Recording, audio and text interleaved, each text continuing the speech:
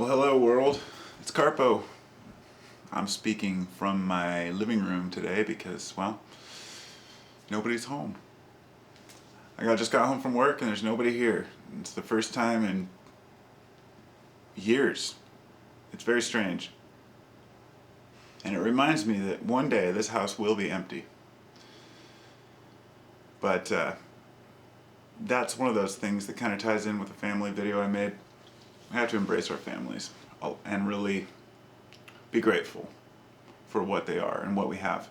I know sometimes it gets a little bit chaotic for parents out there who understand. Now those of you who are single, who don't have kids, or maybe not even a partner, you're living a life, perhaps if you live alone, you're living a life of quiet where you can come home each day and you can do what you like. And it's a selfish life. I don't mean that in a bad way. I mean it's a selfish life. It's a self-indulged life because you get to do what you like and you don't have to sacrifice as much for others. So is that a good or bad thing? I guess it depends on who you are and the situation. When I was single, partying, kind of a selfish, self-motivated person.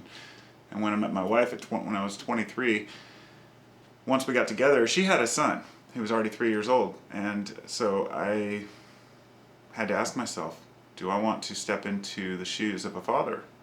As someone who is just a party guy, who's just gone out and had fun and doing what I like. And it took me a while to adjust to that. And but I did it, and I raised him as my own, and he turned out to be a great kid. He's just moving out next month with his girlfriend, and he's happy. And that gives me a little bit of hope that my kids will be happy, my other two kids, as they grow older in this society. And,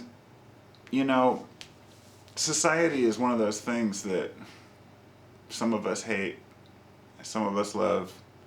I think most people have grown kind of distanced from it because of what it is.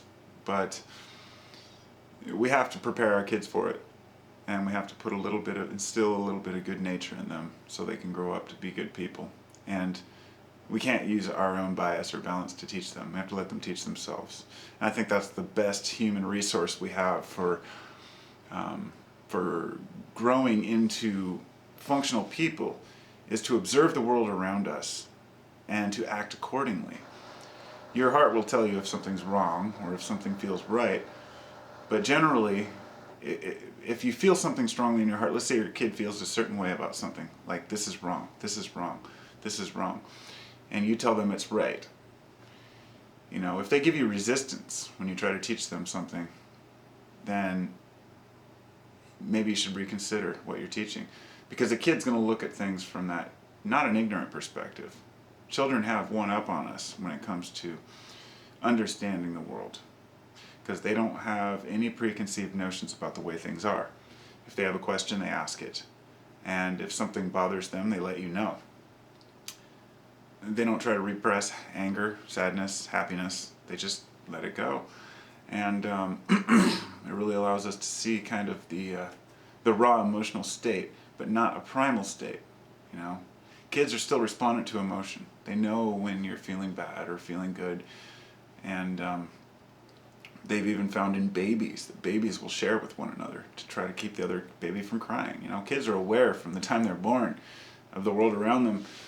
And us as parents, we're just fools. We've been tied down by whatever we've been taught. Even if we've been brought up to believe what we like or our own way of thinking our whole life, even if we haven't been programmed, we're still programmed, even by ourselves or our views on things. So, hi kitty. Say hi, Callie.